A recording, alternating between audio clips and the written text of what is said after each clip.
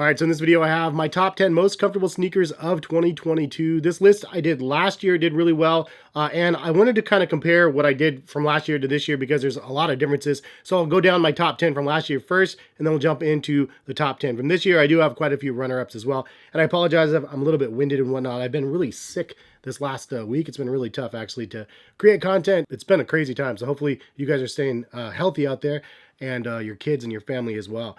From last year, the way that the top 10 went for comfort sneakers ending the year was number 10 spot, APL Streamline.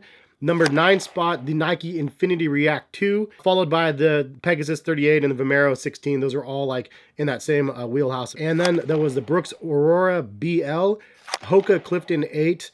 Then there was the Asics Nova Blast 2. Also, there's the Asics Kinsey Blast as a runner-up for that. Then you have the top 5, which was the Ultraboost 21. Then you have the New Balance Rebel Fuelcell V2. Number 3 spot was the Invincible Run. Number 2 spot was the 1080 V11. And the number 1 spot for myself was the New Balance Laredo, which is actually not an active model anymore. So it was one of those fancy ones that I was lucky enough to try out, and it was just an amazing shoe. So this year it's going to be quite a different landscape. There's a lot of different entries. There's lots of different technologies. There's softer, lighter foam, more responsive foams from all these major brands. So it made this list really, really interesting, and I had a hard time narrowing it down in my top 10. So I'm kind of compartmentalizing some of them because honestly 100% from the beginning here, like really New Balance could have taken the top 5 spots with just 5 models. The releases that they had were so incredible this year. And I'm not just saying that to say it, like you try some of these models and you're just gonna be like, whoa. In fact, if you guys can vouch for any of the products in this video, not just New Balance, but any of the other ones in my top 10, leave a comment and let other people know yes or no, like how far off base am I? Because this is just my personal opinion. Everybody has their own opinion of what comfort is. Everybody has their different opinion of firmness and stack height and how high off the ground they need to be and how much squish they need under their foot. Comfort completely varies from person to person. For me, I really like a soft, squishy feel underfoot.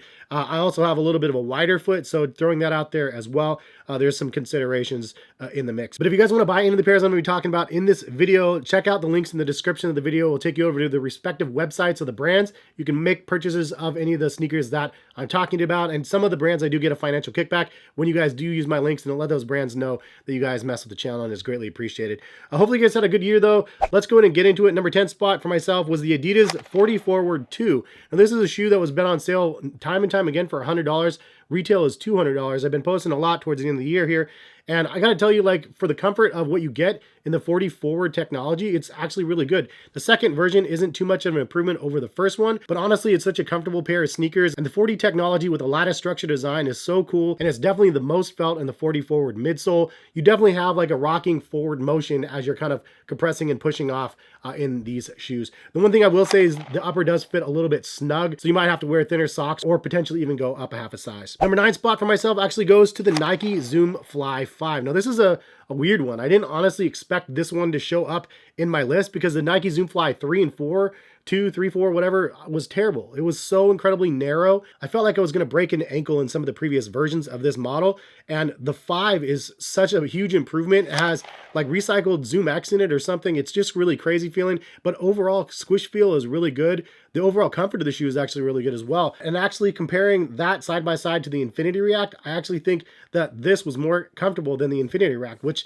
the Infinity React is one that I really, really value. So I think Infinity React or Zoom Fly 5 in the number 9 spot, but Zoom Fly 5 is definitely a sleeper that you can get for like probably under $100 now. That is definitely worth your time to take a look at. Number 8 spot is going to go to the On Cloudmonster, and this is a shoe that I've been wanting to try because I've tried On Cloud running before and it's been okay, but this is the one where you're like, okay, this is what I was expecting from the very first time I tried an On running sneaker. The Cloudmonster is insane. The stack height is really big. It feels soft and squishy underfoot, but not too squishy where you're gonna feel like you're gonna roll an ankle or anything. Stability is really decent on those as well. And overall, the shoe is a real treat to actually wear, and honestly, it deserves a spot in the top 10 comfort sneakers for this year. And this might not be a model that was introduced in 2022, but it's one that I finally finally tried in 2022. So I wanted to include it in this year's list because for me personally, again, it was just the best experience from On running that I've tried. Bringing us into the number 7 spot, we have the Adidas Ultraboost 22. And there are other models for the Adidas Ultraboost line, but number 7 spot for me goes to the Adidas Ultraboost 22. It just goes to show you guys a slippage from last year's like 5 spot to 7 spot this year.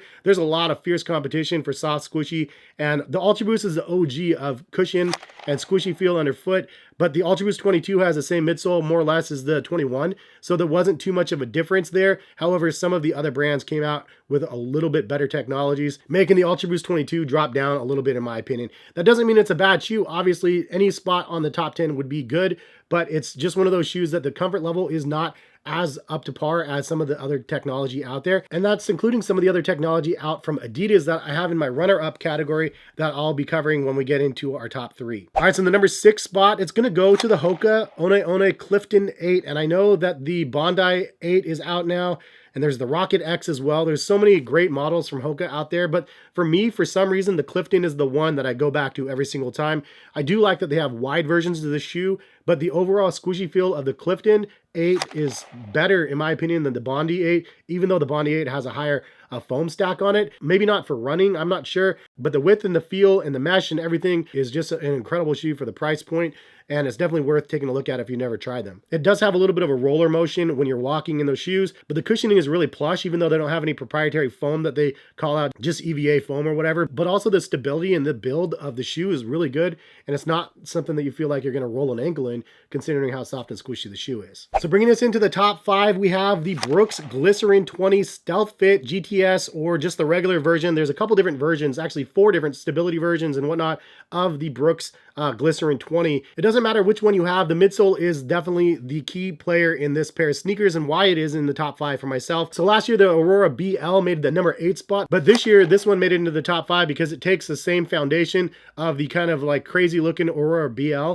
and it put it into a more of a standardized version of the shoe. And what I'm talking about is the DNA Loft V3. The midsole nitrogen infused foam is incredible. It's soft, it's light, it's responsive, it's pretty stable as well. I didn't feel like, again, I was going to roll any ankles in them, and it just was an all-around comfortable pair of sneakers that I tried, and I'm very, very thankful that I got a pair to try out because, again, I would have not known to try this one specifically because there's so many different models out there, and if you guys are like myself that are just trying to keep up with a lot of the running sneakers on the market, if you look at this version versus last year's version, they look very, very similar, but the midsole compound is completely different from the last year. It's a ground-up rebuild pretty much with the nitrogen-infused foam, which makes it much, much softer, much, much more responsive, and a really good feel on feet. So nice to see some updates from Brooks and made it into the top 5. So number 4 spot, it kind of goes to 2 shoes from Asics, and I kind of bundled these together because both of them are really, really incredible. The first one is the Asics Gel Nimbus 24, and then the second one is the Asics Nova Blast 3. So both of these models actually feature the FF Blast Plus cushioning system in the midsole, making it again softer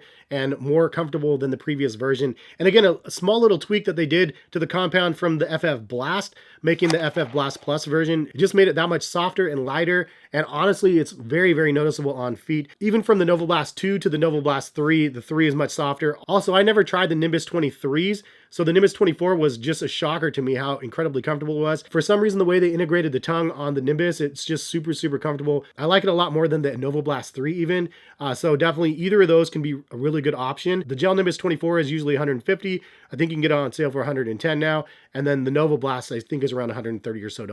And again, I'll link all of these in the description of the video if you guys are interested in buying. Before we get into our top 3 though, I wanted to give you guys some runner-ups because there's tons and tons of great stuff on the market, and if you guys had any other runner-ups or other ones that you thought deserve a spot in the top 10, leave a comment in the comment section and let me know that I missed it. Especially if I missed trying out the model the entire year, it's something that I could look forward to trying next year. We have the Adidas Adizero Prime X.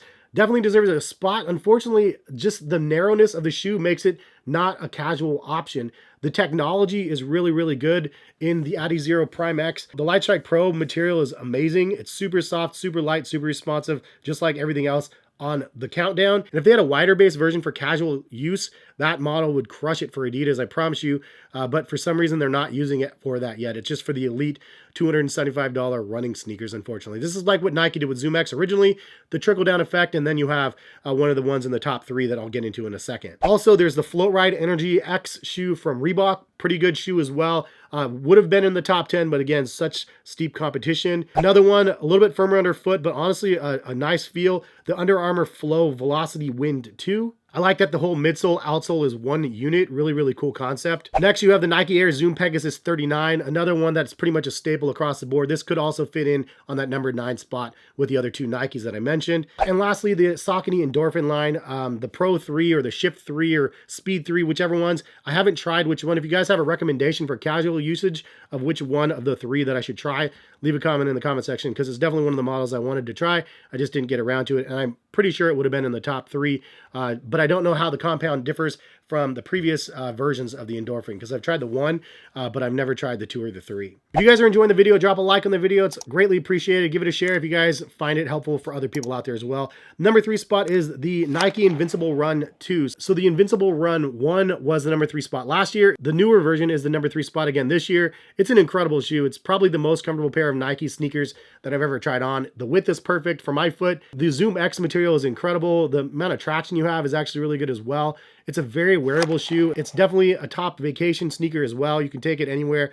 And if you're going to be walking a lot of miles or you need a recovery day while you're on vacation, these are the perfect shoe to bring with you. It's a super, super squishy model with the Zoom X on the full length of the midsole. The upper is okay. It's not anything crazy special. And the only caveat to the shoe is that it does kind of feel like hollow, like styrofoam, as you're kind of walking around. And that might annoy some people. It's not honestly too big of a deal, but it's something to note. Any which way, one of the best Nikes on the market. And I've posted them on sale as low as like $83 or something like that, but they retail at $180. So if you can get them for like 80 something dollars, super steal if you ask me.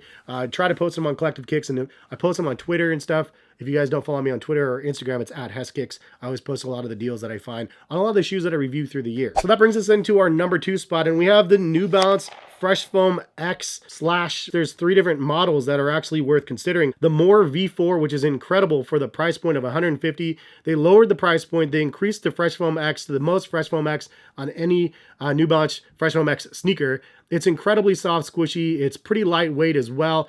Overall, the structure of the shoe is nice. I just think it's like one of the best looking max cushion sneakers on the market.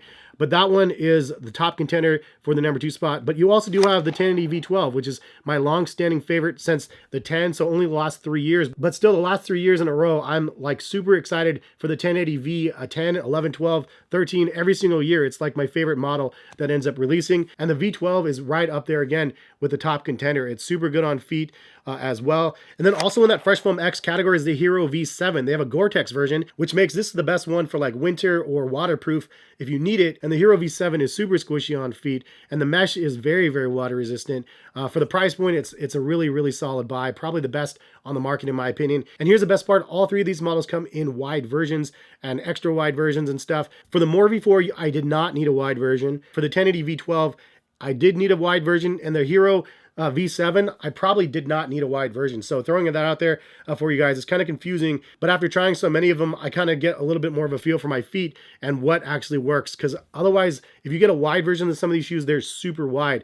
And so if you need wide feet, these are incredible options. But all 3 of those would really be considered a 2 spot, because the number 1 spot goes again to New Balance, similar to last year, but this year it's different because they have the Super Comp Trainer, which is a new model that I absolutely love. Like, it's an incredible, incredible pair of sneakers. The Fuelcell on the Super Comp Trainers is so soft and squishy. The upper is super breathable. The shoes are pretty lightweight as well, but it's an incredible feeling on feet. And probably my favorite new model of the year is that SC Super Comp Trainer. It's incredibly good, man. But then also you do have the Rebel Fuelcell V3, which is a slight improvement over the V2. You also have wide versions of these shoes as well. The Rebel V3, I definitely needed a wide version in because it was too narrow. And I did have a wide and a standard version of both of these models. And I actually gave away both of the standard versions and kept the wide versions for myself. But those shoes are absolutely incredible if you ask me. And I really do feel like the Fuelcell Super Comp Trainers is probably unmatched by anything on the market. Like the technology is so good. It's a lot softer and squishier than the Fresh Foam X. There's a lot more energy return as you kind of step off versus the Fresh Foam X. It's supposed to kind of be more pillow-like and cushioned versus like responsiveness. If you guys want, I'll try to do a comparison. I've been wanting to do this for a long time, a comparison between some of those. In fact, leave a comment in the comment section. What would you like to see a comparison of? I wanted to do a comparison of the More V4, 1080 V12, Hero V7, Rebel V3, Supercomp trainers, but I also wanted to compare them to the Gel Nimbus, the Novoblast 3, the Glycerin 20s, and stuff like that. If you guys want to see more detailed comparisons between any of those specific models, please comment them in the comment section and like the ones that you see that you agree with, because I plan on doing a lot more of that coming up in January. A reminder, if you guys want to buy any of the pairs that I mentioned in this video, please check the links in the description. Again, if you guys use my links, it does let the brands know that you guys mess with the channel. It's greatly appreciated. But that's my top 10 comfort sneakers of 2022. If you guys have a difference in opinion, please feel free to leave a comment and let me know that I'm crazy because this shoe is way better than this other shoe, or you tried this shoe and it wasn't that good, or you did try one of the shoes that I mentioned in the video and you really liked it. Appreciate any of the feedback in the comment section. Hopefully you guys have a good rest of the year. Stay healthy out there, dudes. I'm still trying to get over this cold. It's been killing me, man, but hopefully I get over it quick, and then I'm excited to start bringing more content for you guys in 2023, which is crazy to say. Anyway, have a good one. Hopefully we'll see you back on the channel for some more content very soon. All right, peace, guys.